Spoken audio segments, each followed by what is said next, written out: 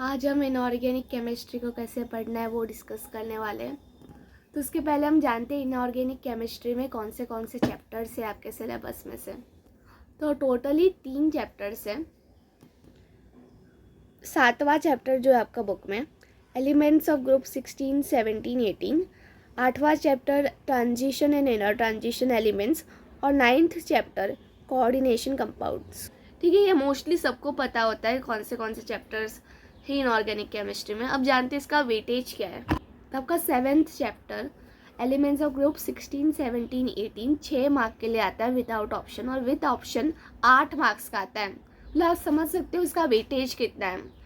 उसके बाद transition and inner transition elements भी 6 मार्क्स के लिए आता है विद ऑप्शन, और 8 मार्क्स के लिए विद ऑप्शन और 6 मार्क्स के लिए विदाउट ऑप्शन। और कोऑर्डिनेशन कंपाउंड 5 मार्क के लिए आता है विदाउट ऑप्शन और 7 मार्क विद ऑप्शन। मतलब आप तीनों चैप्टर्स को सम करोगे, मतलब विद ऑप्शन 23 मार्क्स, 23 से मैं कर सकती हूँ 24 मार्क्स आपका इनऑर्गेनिक केमिस्ट्री का क्वेश्चन आने वाले हैं आउट ऑफ 70 मार्क्स। मतलब आप समझ सकते हो इसका वेटेज कितना हाई है।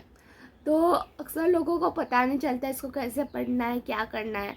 तो वो सब मेरी वीडियो में बताने वाली हूँ, तो आप लास्ट तक बने रहिएगा। आपका पहले मैं 7th लेसन को कैसे पढ़ना है वो बताऊँगी, 8th लेसन को कैसे पढ़ना है वो बताऊँगी, 9th लेसन कैसे वो बताऊँगी। मैं आपको बस एक ऊपर से बताऊँगी क्योंकि चैप्टर्स पहले से ही बहुत बड़े हैं, तो मैं आपको बताऊँगी कैसे करना है। तो पहले हम डिस्कस करते हैं 7 चैप्टर को कैसे पढ़ना है। तो आप पूरा चैप्टर को पढ़ोगे तो आपको पता चलेगा ये मोस्टली थियोरेटिकल है। मतलब इसमें आपको कुछ ज़्यादा आपका ब्रेन यूज़ करना नहीं है। आपको जो भी दिया गया है वो आपको लर्न करना होगा। मतलब अक्सर लोग बोलते हैं लर्न हो जाता है, उसके बाद हम वापस भूल जाते हैं, उसके बाद वापस पढ़ना पड़ता है। वो सारी प्रॉब्लम्स मैंने देखी है बहुत सारे लोगों को में, क्योंकि कोई लोग का मैथमेटिकल साइड ज़्यादा होता है। मतलब वो प्रॉब्लम सॉल्व कर लेते हैं, पर वो लोग को थोड़ा याद करने में प्रॉब्लम होता है। तो उसके लिए क्या करना है, आपको इसको बार बार रिवाइज करते रहना पड़ेगा। जो भी चैप्टर में सपोज से फॉर्मूलाज भी है चैप्टर में, तो आपको उसको बार बार रिवाइज करता रहना पड़ेगा। उसके बाद आप देखोगे डायग्राम्स भी है चैप्टर में, मतलब वो भी आपको ड्रॉ करके प्रैक्टिस करना पड़ेगा। ये सब अक्सर एग्जाम में आता रहता है। अगर आपको पता है तो भी ना चल रहा होगा ये चैप्टर में से कौन से टाइप के क्वेश्चंस बनेंगे, तो इसके लिए आप PYQs को रिफर कर सकते हो। PYQs मतलब प्रीवियस ईयर्स क्वेश्चन। आप लगभग 5 साल के PYQs को देख सकते हो। अगर आपको पता ना चल रहा हो कि PYQ के लिए कौन सी बुक लेनी है, तो उसका मैं एक अलग वीडियो बनाऊंगी, या आप ऑनलाइन भी बहुत सारे PDFs आते हैं, आप उसको भी रिफर कर सकते हो। अक्सर लोग क्या गलती करते हैं, उसको रट्टा मारने बैठते हैं, मतलब जैसा दिया है उसको लर्न करते रहते हैं। इसके सिवाय आप क्या कर सकते हो, पहले अंडरस्टैंड कर सकते हो। मोस्टली 11th 12th में अक्सर लोग कोचिंग जाते हैं, तो आपके कोचिंग में चैप्टर वो लोग कभी तो कभी क्लियर कराएंगे ही, तो आपको तब इसको समझना है। अगर आपको तब भी समझना है, आप क्लास टीचर को पूछ सकते हो डाउट्स। तो उसके बाद जैसे ही आपका पढ़ के हो गया हो चैप्टर, आप उसको खुद से पढ़ के याद कर सकते हो। मैं रिकमेंड करूँगी अगर आपके पास टाइम हो तो उसके थोड़े शॉर्ट नोट्स बना सकते हो, तो आपको बार बार रिवाइज करने में अच्छा रहेगा। इसमें थोड़े सॉल्व एग्जाम्पल्स भी दिए गए हैं चैप्टर के अंदर, तो आप उसको पढ़ के कॉन्सेप्ट को और क्लियर कर सकते हो। और एक डिफरेंस बिटवीन है रोम्बिक सल्फर और मोनोक्लिनिक सल्फर, रोम्बिक सल्फर और मोनोक्लिनिक सल्फर। आपको ये दोनों को बस समझना है डिफरेंस। वैसे तो चैप्टर में बहुत सारे टॉपिक्स हैं, आपको कोशिश करनी है कि आप सारे टॉपिक्स को कवर करो। ऐसा नहीं कि कोई कुछ आपने छोड़ दिया। आपको ये चैप्टर को एकदम परफेक्ट करना है। अक्सर लोग पूछते हैं कि क्या आपको बुक बैक सॉल्व करना चाहिए।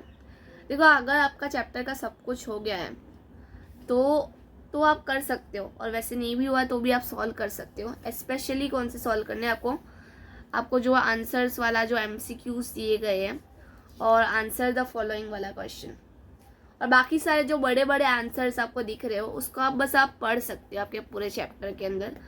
अगर आपने डाइजेस्ट लिया हो तो ठीक है, या तो अक्सर आपके जो कोचिंग के मॉड्यूल्स होते हैं उसके अंदर भी वो लोग आंसर्स देते होंगे बोर्ड्स के लिए।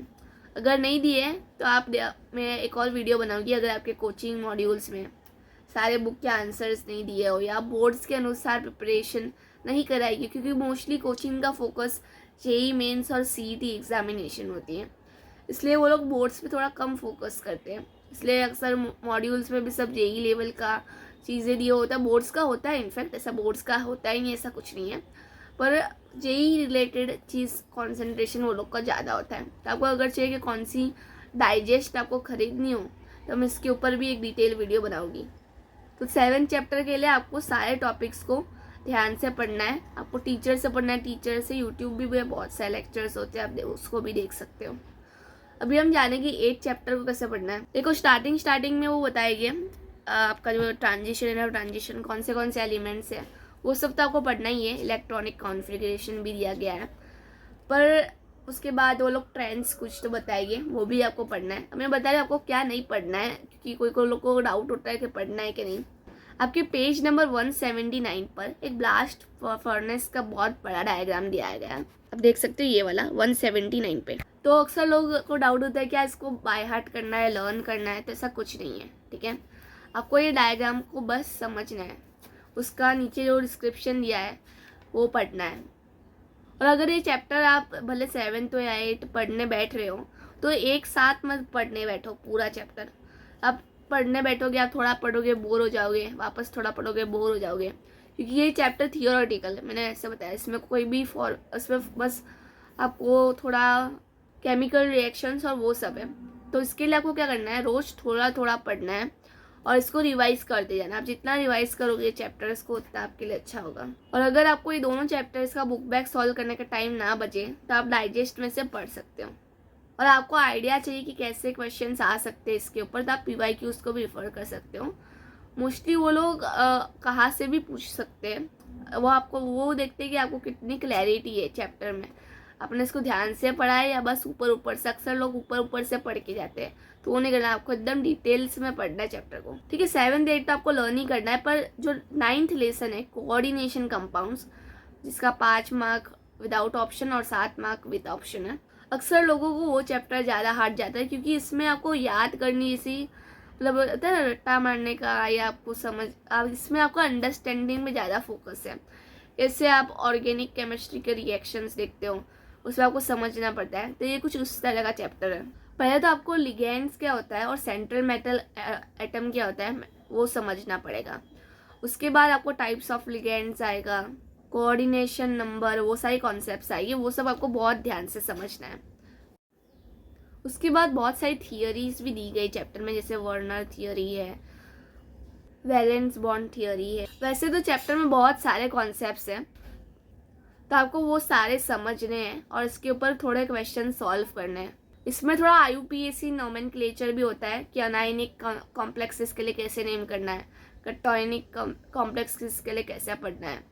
तो इसके लिए पहले आपको इसको कैसे पढ़ना है, टीचर से लेक्चर देखो, थोड़े क्वेश्चन प्रैक्टिस करो और उसके रिलेटेड PYQs, जो चैप्टर रिलेटेड PYQs होते हैं। अक्सर मैंने देखा है PYQs तो आपको मिल जाते हैं ऑनलाइन, पर आपको उसका कैसे चैप्टर वाइज PYQs नहीं मिलता है। तो इसके लिए अगर आपको कोई बुक खरीदनी है तो वो भी मैं अगले वीडियो में बताऊंगी कि कौन सी बुक खरीदनी चाहिए आपको उसके लिए। सबसे important theory valence bond theory और उसके रिलेटेड क्वेश्चन दिए, जैसे NiCN4 2-, उसका पूरा आपको सॉल्व करना है लास्ट तक और जानना है कि डायामैग्नेटिक है या पैरामैग्नेटिक है क्या। इसके लिए मैंने बुक बैक सॉल्व किया था, तो ये चैप्टर के लिए मैंने बुक बैक सॉल्व नहीं किया था, पर मैंने पूरा चैप्टर का अंडरस्टैंडिंग लिया था। 7th और 8th का तो आपको सॉल्व करना ही है, तो आपको और चैप्टर की क्लैरिटी आएगी। पर अगर आपके साथ टाइम ना बचे तो मैंने भी ये चैप्टर का पूरा बुक बैक नहीं सॉल्व किया था, पर अगर आपके पास टाइम बचे तो बस ये चैप्टर के लिए MCQs प्रैक्टिस करके जरूर जाना। तो I hope so 7th 8th और 9th चैप्टर ये आपका ऑलमोस्ट 24 मार्क्स बनते हैं आउट ऑफ 70 विथ ऑप्शंस। तो आप इसको बहुत प्रिपेयर करना। ऊपर लास्ट में वही रिपीट करूँगी, इसको ऊपर से मत पढ़ना कि ऊपर से पढ़ लिया हो गया। आपको एवरी चैप्टर को टाइम देना है, उसके एवरी कॉन्सेप्ट को टाइम देना है, डिटेल में उसको कवर करना है और फिर ही आपको दूसरे कॉन्सेप्ट पे जाना है। तो आई होप सो आपको इनऑर्गेनिक केमिस्ट्री को कैसे पढ़ना है वो पता चल गया होगा। भी अगले में मैं फिजिकल, ऑर्गेनिक और अप्लाइड केमिस्ट्री के भी वीडियोस लाऊंगी। अभी तो मैंने बस आपको ऊपर से बताया है, ऐसा नहीं कि आप लोग सोचोगे कि डिटेल में क्यों नहीं बताया, अभी बस मैंने ऊपर ऊपर से बताया, अभी मैं डिटेल में पूरा 7 चैप्टर कैसे पढ़ना है वो भी अगर आपको चाहिए तो वो भी लाऊंगी। अभी मैंने बस ऊपर ऊपर से बताया 7 चैप्टर में से क्या क्या करना चाहिए आपको, 8th में क्या क्या करना चाहिए और 9th में क्या क्या करना चाहिए। तो मिलते हैं अगले वीडियो में, आज के लिए इतना ही।